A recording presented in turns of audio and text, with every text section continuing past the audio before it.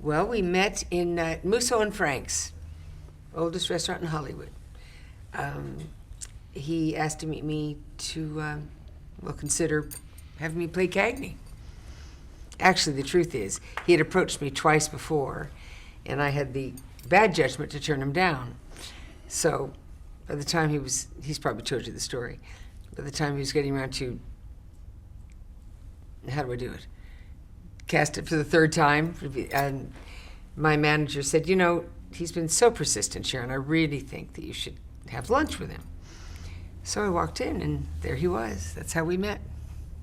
We were at a luncheon at Musso's with Sharon and her then manager, Monique James, who was a very powerful woman at Universal in those days, and Dick Rosenblum, who was then the head of Orion Television, and Barbara Corday and myself.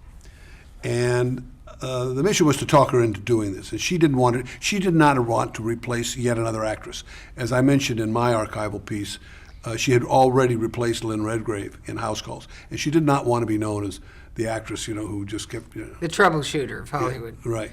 Somebody coughed on a set. Oops, Sharon's here. It must mean my character's dying. That kind of thing. So, and I tried to explain to her, look, you're not replacing another actress. This was always your part. You've just never been available before to do it. And Monique confirmed that. And I was trying to woo her. I thought I was doing a very good job, but I found out that by her definition, I wasn't. I thought, well, this will be fun, because obviously he'll be very flattering and see how much he wants me. And so I showed up expecting that sort of, afternoon. And my recollection was that he just kept telling me how hard I would have to work if I did this part. And my mind was going, I've worked hard before. And he said, no, but you don't know really how hard this is. And I said, I've had my own show. Filled over the title. I said, I just worked till 2 a.m. the other day. He said, well, I don't think you really understand. I just thought, who is this guy? And so I sort of shut down, and he shut down, and Dick Rosenblum noticed that it wasn't going well. So Dick started saying all the things I wanted to hear. And so we left the luncheon. It was very nice. And in the back, I don't know if you know Musso and Frank's, they have the parking lot in the back. And my manager said, so, what do you think?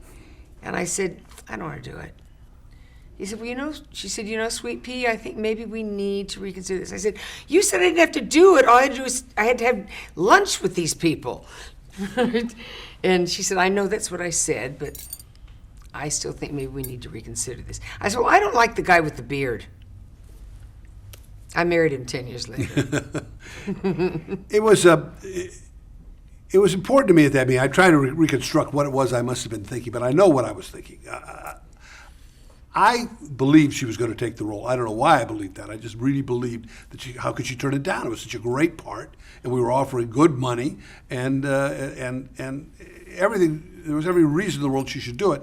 But I wanted it to be clear in her mind that this was going to be a real partnership, that this was going to be a working, difficult. There was no frills. We weren't at Universal. We were downtown at Lacey Street in this awful factory.